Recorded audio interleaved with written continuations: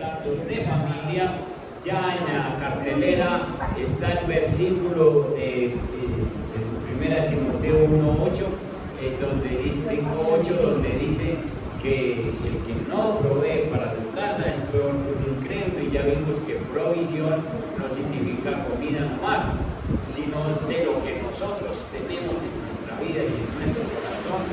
Hay esos muchachos, la clase de los niños, ahí tienen la provisión, y entonces podemos proveer de todo lo que tenemos para que nuestro Dios sea bendecido por medio de nuestra obediencia, de que nosotros proveemos para la casa. Prioridades bíblicas de la familia, prioridades bíblicas de la familia. Esto es el título de esta enseñanza. Dios nos ha dado un tesoro grande en esta tierra, y ese tesoro no es plata, no es oro, no son propiedades, sino familia. El tesoro más grande que tenemos en la tierra es la familia. La familia no es un invento del hombre. El hombre no se inventó la familia. La familia es una idea del Señor. Del corazón de Dios nació la familia. En Génesis capítulo 2, verso 24, dice la palabra que desde ahí, en Génesis, apenas empezando la humanidad, Dios formó familia, y para formar familia empezó con la unión de un hombre y una mujer. Dice, por tanto dejará el hombre. ¿Están viendo bien ahí?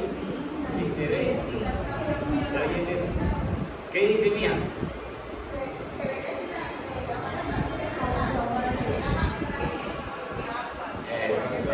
Esa es.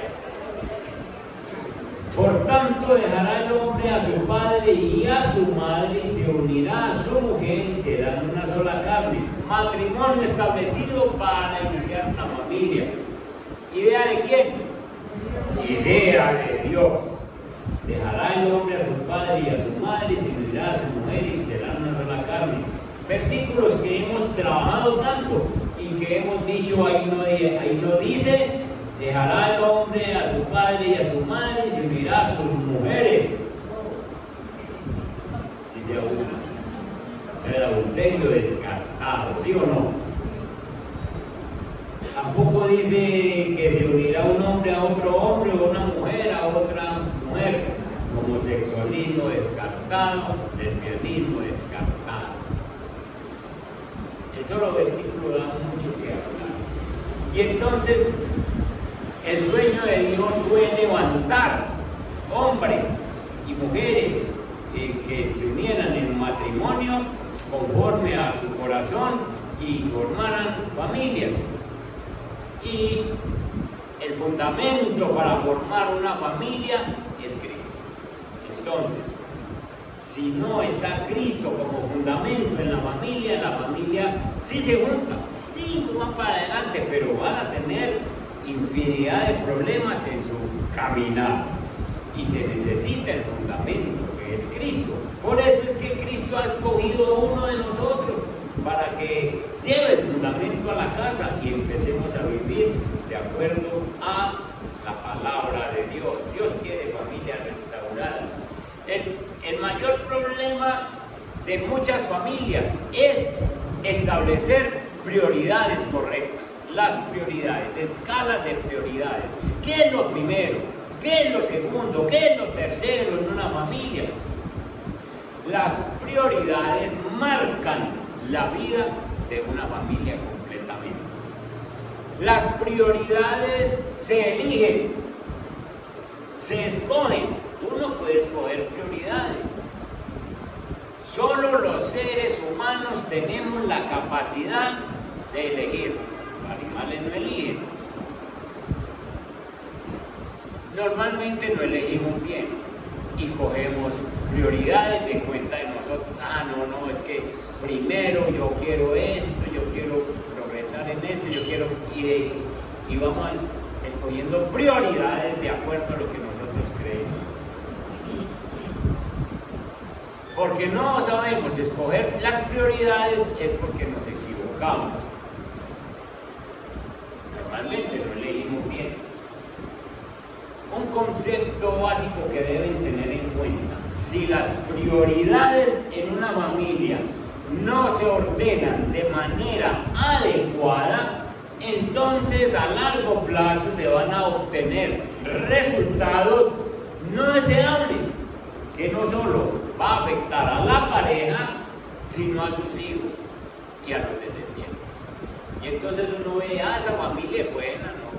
Es bien, les va bien, es profesionales, buena economía, ese papá les dejó de que vida, pero no faltan las situaciones. Lo que les estoy llevando a decir es que la primera prioridad de nosotros debe ser ¿quién? Dios. Y entonces en el orden de prioridades está Dios. Ponga lo que quiera, pero por encima tiene que estar Dios. Piense lo que quiera, pero por encima tiene que estar Dios. En su familia tiene que estar Dios de primero. Y entonces Mateo capítulo 6, verso 33, verso muy conocido, nos dice: mas buscad primeramente el reino de Dios y su justicia. Buscar el reino de Dios y su justicia es buscar que en mi vida personal esté Dios. Y yo como papá y como esposo voy mostrando el reino de Dios a la gente que no conocen el reino de Dios, a mi esposa, a mis hijos, a mis nietos, a mi familia.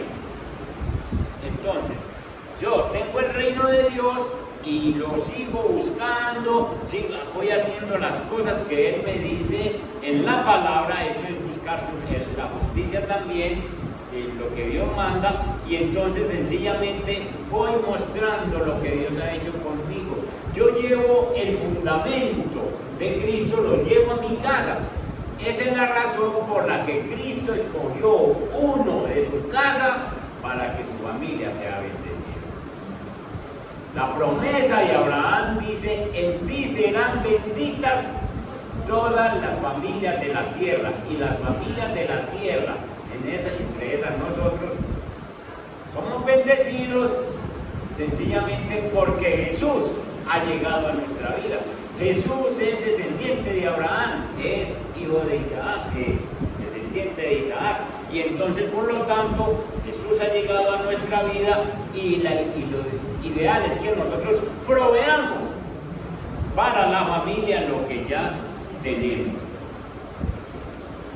El Salmo 127, verso 1, dice: si Jehová no edificare la casa, en vano trabajan los que la edifican. ¿Qué implica esto? Que es que si el Señor no entra en una familia, si Cristo no es el fundamento, la base de la casa, entonces las personas pueden pensar en lo que quieran, tratan de edificar su vida, su familia, pero no llegan lejos, porque en vano trabajan. Tiene que ser que el Señor esté ahí. Ese salmo es claro. Si Jehová no edifica la casa, en vano trabajan los que la edifican. Este versículo implica que en mi casa debe haber una vida devocional permanente. Pastor, es que me toca orar sola. Ore solo, pero que no falte su vida devocional permanente. Le tocó sentarse en una sillita porque los demás están viendo televisión y a usted le tocó apartarse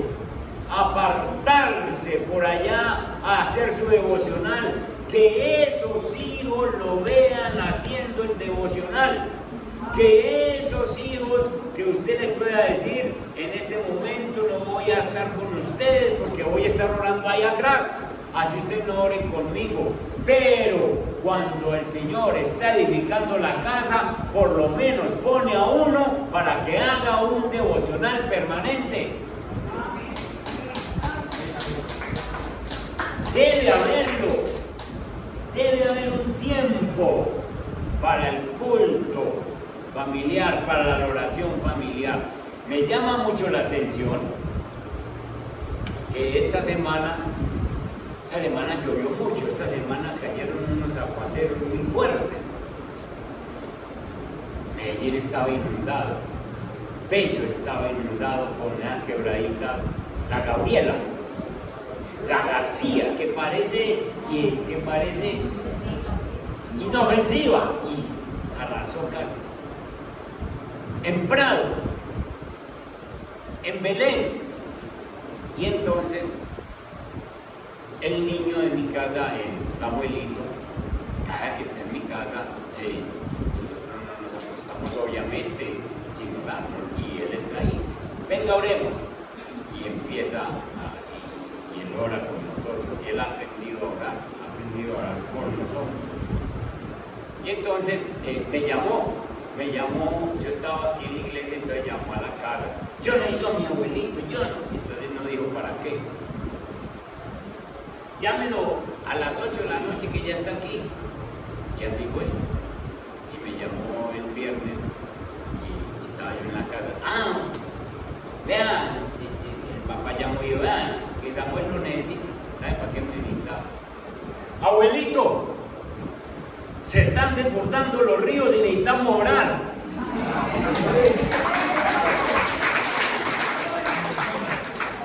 Y no le dijo al papá, y no le dijo a la mamá que lo tenían cerca. ¿Sabe a quién le dijo? Al que ora con él. Hay que orar. Le estamos sembrando la oración. Sin forzarlo ni nada, sin situaciones.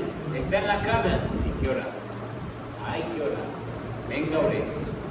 Abuelitos, se están desbordando los ríos y entonces por aquí esta calle está toda empantanada, los carros casi no pueden pasar. Abuelitos, tenemos que orar. Tremendo, hermanos, como uno siembra y debe hacerlo. Debe establecer ese tiempo en la familia. Usted debe invertir ese versículo. Si Jehová no edifica la casa, entonces tiene. Hay que hacer un devocional permanente, solo o acompañado con el que sea. Hay que establecer el tiempo de oración. Hay que invertir recursos que sirvan para que la familia pueda tener acceso a las cosas de Dios. Me refiero a que compre libros que puedan servirle a la gente en la casa. Usted pone la Biblia aquí en este escritorio o en esa mesa o en ese comedor y usted la lee y puede que se venga, pero la deja ahí, y puede que el más incrédulo venga y dice, a ver qué se mantiene leyendo fulano de tal.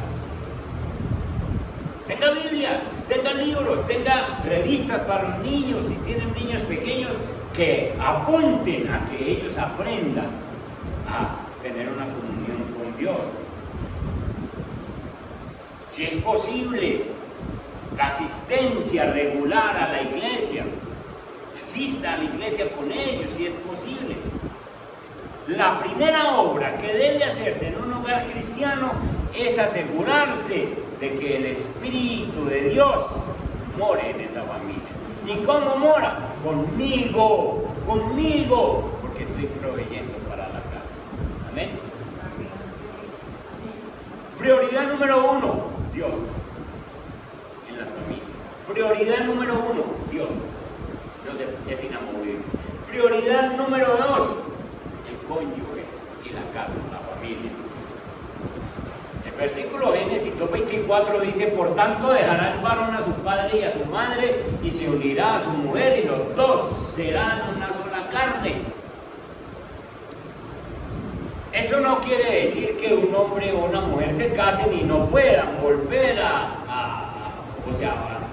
simplemente se junten y no puedan volver donde papá o donde mamá o atenderlo. No, eso sería violar la Biblia, porque la Biblia dice que hay que honrar a padre y a madre.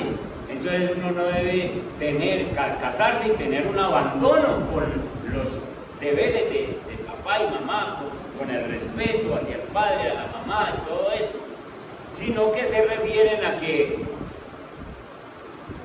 el uno pasa a ser prioridad para el otro, el hombre pasa a ser prioridad para la esposa pasa a ser prioridad para el hombre.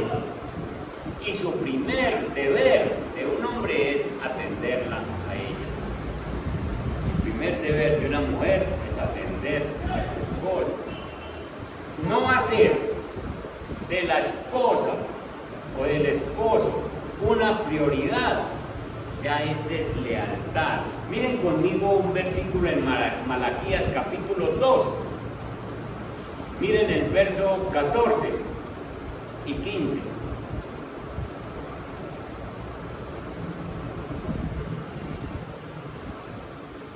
Y todavía preguntan, ¿por qué? Pues porque el Señor actúa como testigo entre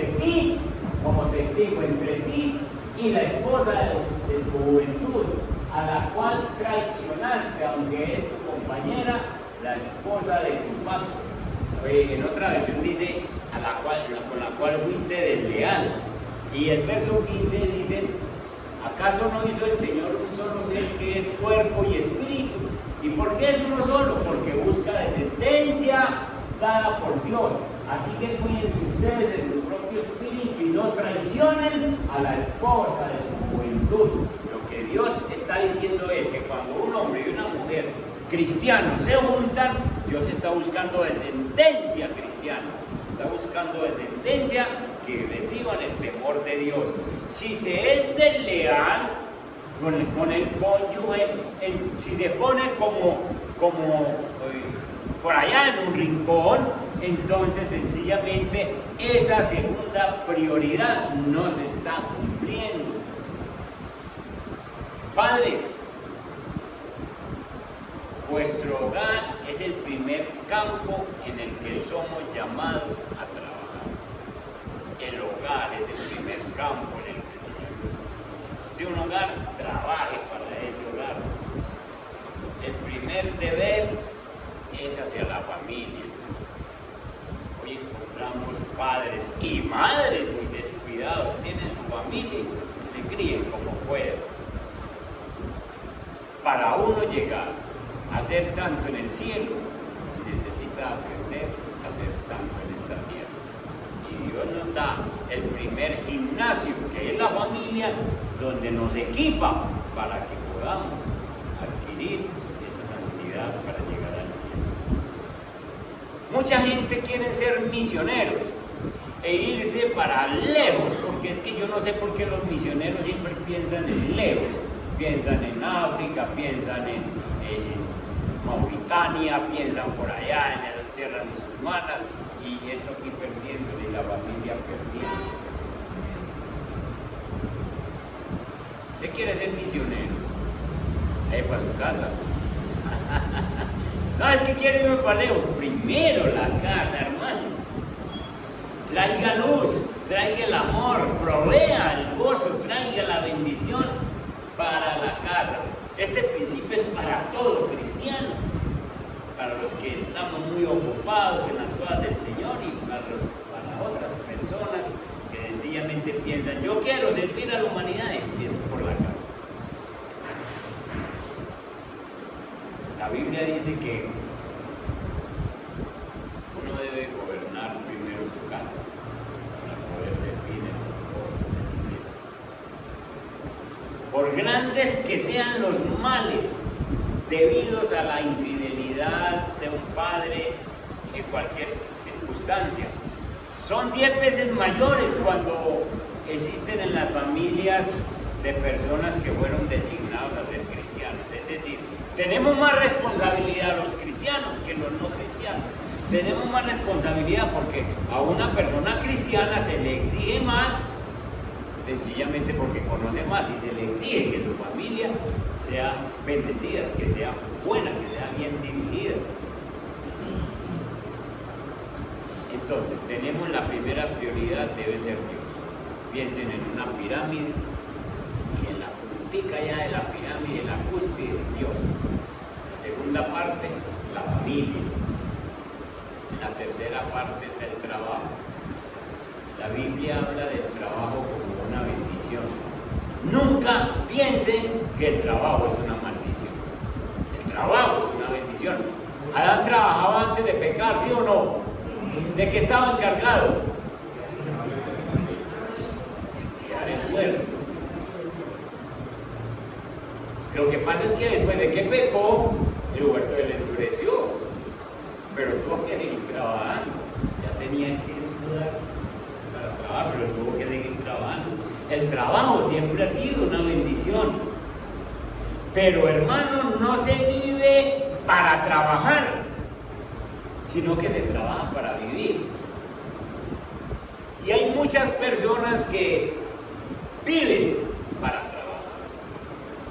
Y entonces tengo que trabajar y tengo que trabajar horas extras. Hay muchachitos pequeños que no ven al papá o a la mamá, porque cuando la mamá o el papá se van, ellos todavía están dormidos. Y cuando regresan, ya se acostaron. Y no los ven en toda una semana. Algún día les conté que mi esposa y yo tratamos con una pareja, dábamos unas enseñanzas de pareja,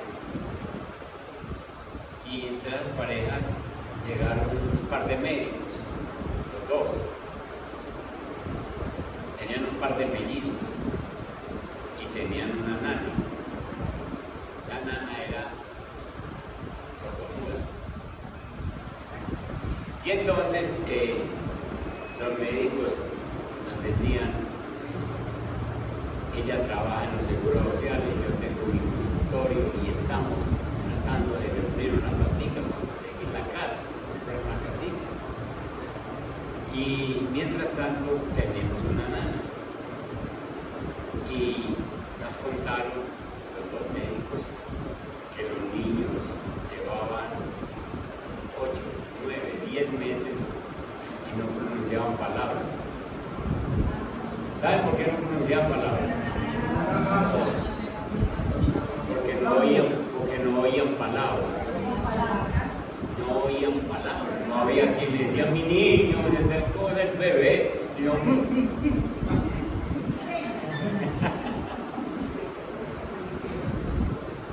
se dieron cuenta del problema que tenían, que los niños, el par de mellizos, se estaban quedando sin hablar. Oramos con ellos y ¿qué hacemos? Esa nana es de la familia. No, hermano, sencillo, tiene que tomar una decisión. Porque no oían hablar. No oían hablar en todo el día los mellizos y se estaban quedando sin hablar. El médico tiene que poner porque estos papás trabajaban todo el día. La doctora llegó y nos dijo, oren por mí porque voy a dejar mi carrera hasta que mis muchachos sean capaces de atenderse ellos mismos. Se despidió de los seguros sociales que trabajaba y dijo, voy a atender a mis muchachos, a mis niños, me voy a quedar con ellos. Y digo, no vuelvo hasta dentro de 10 años a ejercer mi carrera. 10 años, ¿por qué se puso? Porque cuando termine primaria, les voy a enseñar a que cocinen, les voy a enseñar a que se defiendan, les voy a enseñar a que se hagan sus cosas. Y cuando terminen la primaria y ya estén por ahí primero, segundo bachillerato, vuelvo a ejercer mi carrera. Dicho y hecho, sacrificó su carrera de medicina, supuestamente sacrificio, para atender a sus muchachos. Y sacó a los muchachos adelante. Apenas ya esos muchachos llegaban y entraban y eran capaces de hacerse sus sándwiches, de irse para el colegio, ella volvió y llamó y dijo, voy a volver a mi trabajo. Hay personas que le dedican la vida al trabajo, viven para trabajar, no trabajan para vivir y pierden la vida. y en la familia. Y entonces el trabajo tiene que estar en esa prioridad. Mucha gente han dañado el hogar, porque sencillamente no lo ven en la casa. Y en la iglesia sí que se ven cosas como estas. Es un error personas que dicen que trabajan para Dios y se dedican a las cosas, eso se llama activismo, hacer una cosa para el Señor. Voy allí, me toca dirigir este grupo, me toca todo esto y descuidan la familia. Dios no lo manda a eso, hermano. Primero tiene que ser Dios, pero es que Dios no es la iglesia. Dios no son las actividades. Tiene que saber manejar ese asunto. Consideren que servir a Dios es lo más importante. Pero hay personas que creen que servir a Dios está por encima de la familia y que yo le hago cosas a Dios y que Él nos interesa por la familia. Tenemos que ser muy equilibrados. Aquí tenemos un ejemplo. Vayan conmigo a dos personajes que le sirvieron mucho a Dios, pero que descuidaron la familia. El primer libro de Samuel, capítulo 12.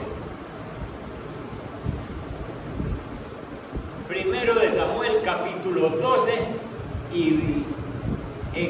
capítulo 2, verso 12. El 2, verso 12.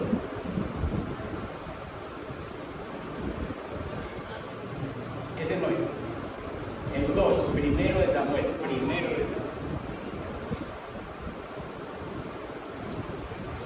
Y aquí tenemos entonces un ejemplo bien claro. La perversidad de los hijos de Elí. Elí es el sacerdote. Elí es el juez de todo Israel. Y se dedicó sencillamente a decirle hijo al Señor. Dice, los hijos de Elí eran unos perversos que no tomaban en cuenta al Señor. Los hijos del sacerdote eran unos perversos que no tomaban en cuenta al Señor.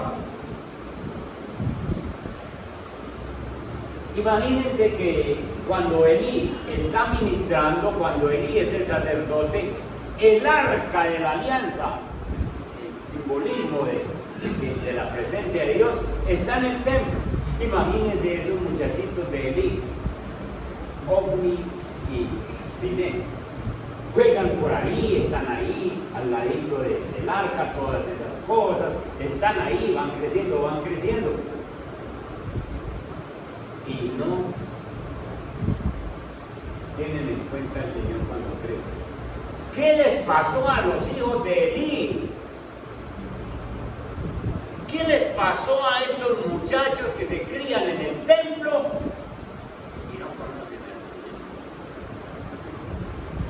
La costumbre de estos sacerdotes era la siguiente. Cuando alguien ofrecía un sacrificio, el asistente del sacerdote se presentaba con un tenedor grande en la mano y mientras se cocía la carne, metía el tenedor en la olla, en el caldero o en la cacerola o en la cazuela y el sacerdote tomaba para sí mismo todo lo que se enganchaba en el tenedor. De este modo trataban a todos los israelitas que iban a Silo. ¿Qué era lo que pasaba? El sacerdote tenía derecho a la parte del sacrificio, entonces usaban un tenedor grande y mientras se cocía la carne que se iba a ofrecer, el sacerdote, el ayudante del sacerdote podía meter y lo que se engarzara ahí, lo que se cogiera ahí era para el sacerdote. Además, antes de quemarse la grasa, se ofrecía la carne grasosa. Se ofrecía en olor grato al Señor, eso se quemaba.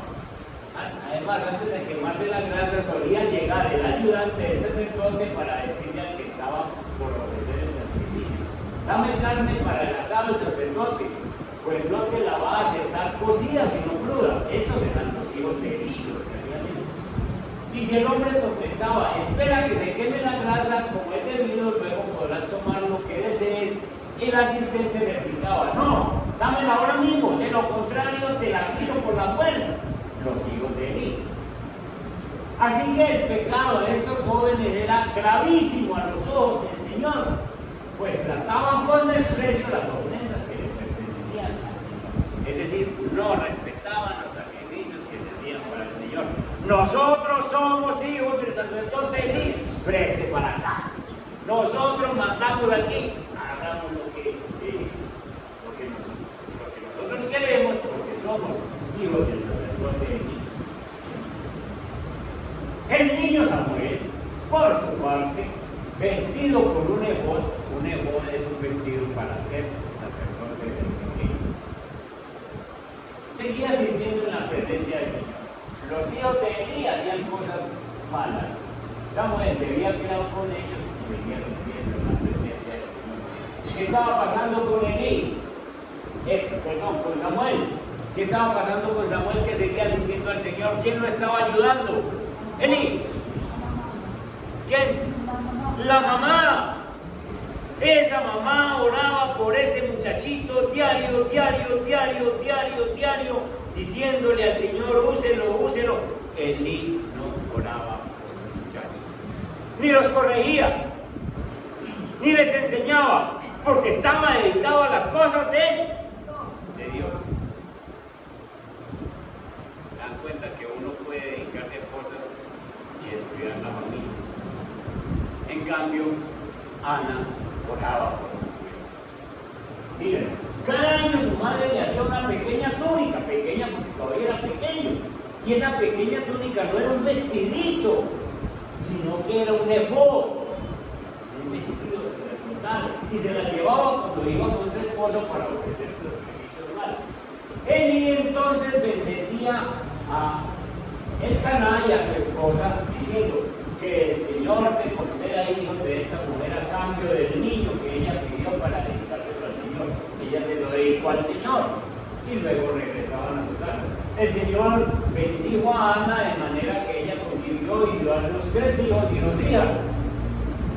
Dato bueno para los que piensan que de pronto Ana no tuvo sino a Samuel. Ella era estéril, ¿se acuerdan?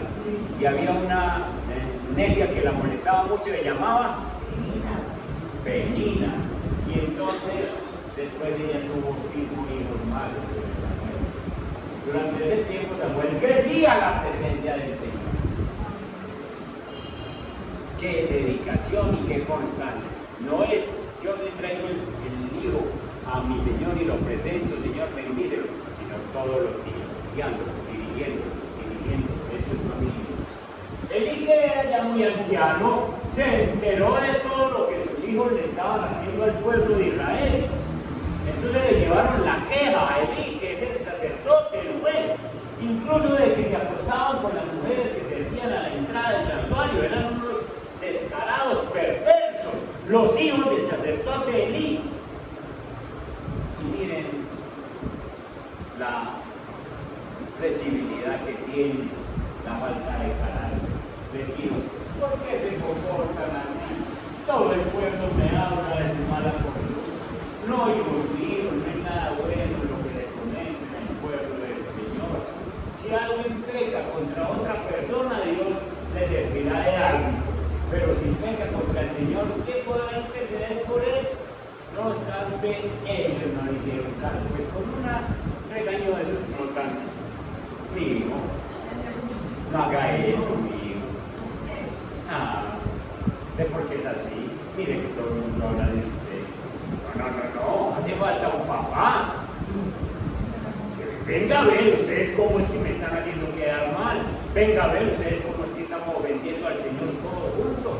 Venga a ver. Pero no, nunca les puso cuidado. Y ahora que ya están mayores y hacen cosas mal hechas, no tiene forma de llamar la atención. ¿A dónde voy? No le hicieron caso a la advertencia de su padre, pues la voluntad del Señor era. El Señor ya lo quería. Los muchachos no van a.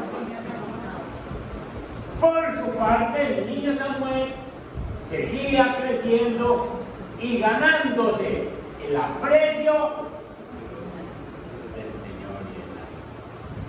Y están en la misma casa. Cuando Samuel fue llevado al templo, que fungía como papá era Elí. Pero Elí los trataba de la misma forma a sus dos hijos y a Samuel. No oraba por ellos, no les enseñó nada, no les enseñó Biblia, nunca les dijo el temor a Dios. Pero a Samuel lo libró la oración de la mamá, la constancia de la mamá. Y se ganó el aprecio del Señor y de la vida. Y viene una profecía contra la familia de Elí. Entonces un hombre de Dios, un profeta, fue a ver a Elí y le dijo: así dice el Señor, bien sabes que yo me manifesté a tus antepasados cuando estaban en Egipto bajo el poder del faraón. De entre todas las tribus de Israel escogí a Aarón para que fuera mi sacerdote, es decir, para que en mi presencia se acercara a mi altar, quemara el incienso y se pusiera el efod, vestido de montar. Además a su familia le concedí las ofrendas que los israelitas queman en mi honor. Miren esto. Yo fui el que le di el derecho a recoger esas ofrendas. ¿Por qué pues? Reclamo de Dios. Acuérdense que es un profeta el que llega a decir: ¿por qué pues tratan ustedes con tanto desprecio los sacrificios y ofrendas que yo he ordenado que me traigan? ¿Por qué honras, ojo con eso, por qué honras a tus hijos más que a mí? No sos capaz de decirles nada, no sos capaz de enseñarles que yo soy Dios, no sos capaz de enderezarlos por el camino. ¿Por qué ustedes les tienen miedo a sus hijos? ¿Por qué no les dicen yo soy cristiano, ustedes deben caminar como yo camino? Ojo con honrar más a la familia que Dios. Los estamos llevando a la perdición si no le mostramos el camino. ¿Por qué honras a tus hijos más que a mí? Y los engordas con lo mejor de todas las ofrendas de mi pueblo Israel. Están poniendo gordos de tanto.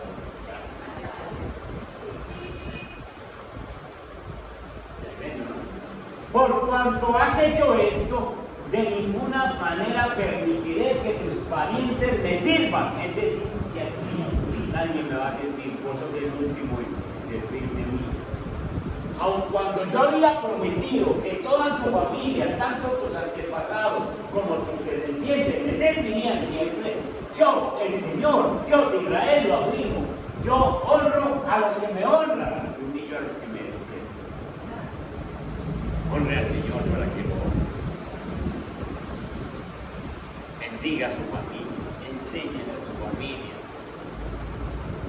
¿Qué importa que le digan evangélico? ¿Qué importa que le digan usted fanático? ¿Qué importa lo que le digan? Muéstreles a Dios. Ese es el deber de la familia. En efecto, se acerca el día en que acabaré con tu poder y con el de tu familia. Ninguno de tus descendientes llegará viejo. Ay, ay, ay.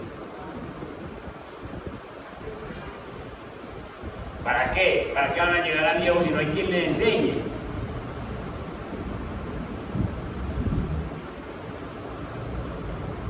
Allá abajo en el verso 34 dice: y te doy esta señal, tus dos hijos, Ofni y Finés, morirán el mismo día. Y así fue. Pero yo levantaré a un sacerdote fiel que hará mi voluntad y cumplirá mis deseos. Jamás le faltará descendencia y vivirá una larga vida en presencia de mi ungido. Escuche esta cosa.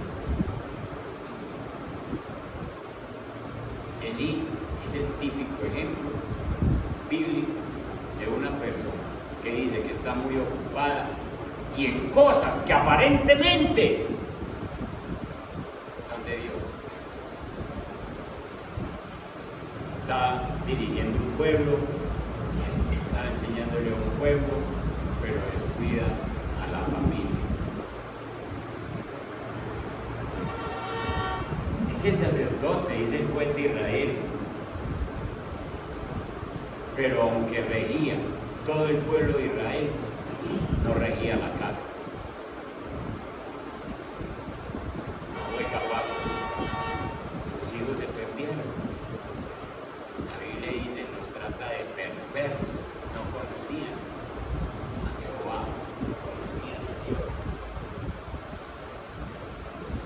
indulgente con sus hijos.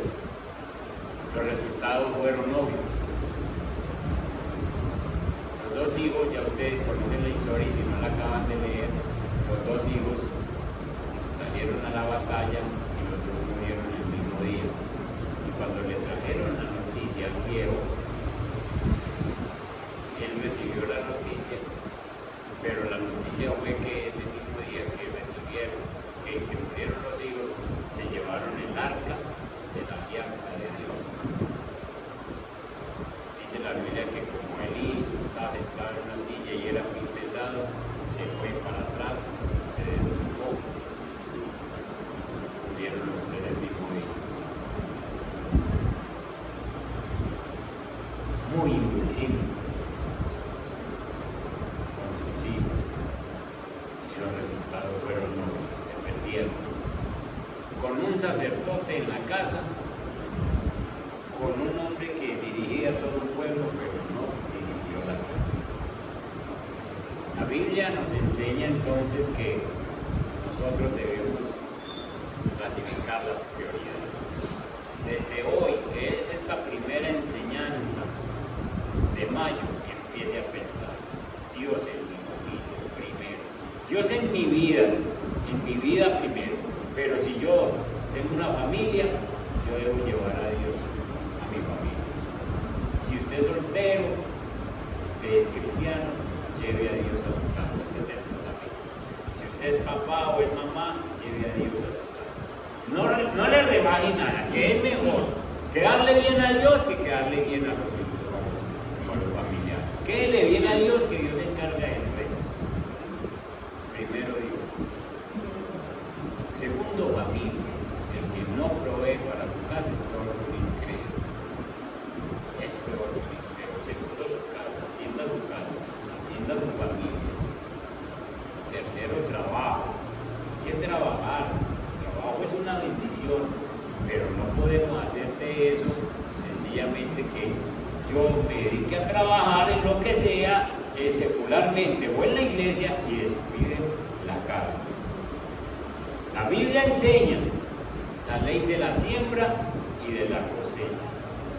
Gálatas capítulo 6, verso 7, con ese verso terminamos. Gálatas 6, verso 7. No se engañen, ninguno de nosotros se engañe. De Dios nadie se burla. Cada uno cosecha lo que siembra. Cada uno cosecha lo que siembra. Hay hijos necios desobedientes. Usted no sembró en ellos ninguna bendición. Cada uno cosecha lo que siembra.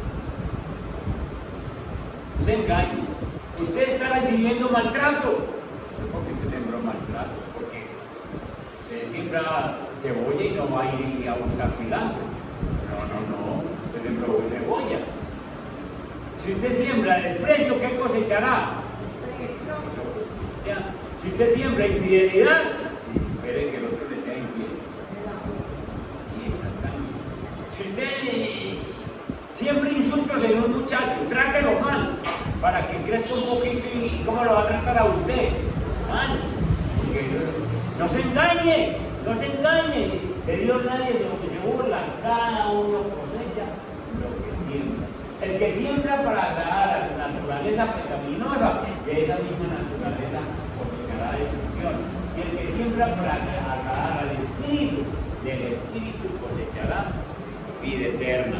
Tener hogares estables no es el resultado de la casualidad, sino el resultado de establecer prioridades correctas. Dios, familia, trabajo. Dios, familia, trabajo. Lo que decidimos en nuestra vida marcará el resto de nuestra existencia. Si las prioridades no son las adecuadas, usted está cambiando el diseño de Dios. Ah, no, es que a mí me gusta poner primero eso. Póngalo, pero usted cambió el diseño de Dios. Y hoy hay cantidad de personas que están cambiando el diseño de Dios. No, yo me quiero, a mí no me gustan las mujeres, me voy a juntar con otra y voy a adoptar un hijo. Cambio el diseño. espera que le vaya bien. No, no le va a ir bien. Si se altera el diseño de Dios, usted nunca va a ver la felicidad. Pero si usted vive según el diseño de Dios, usted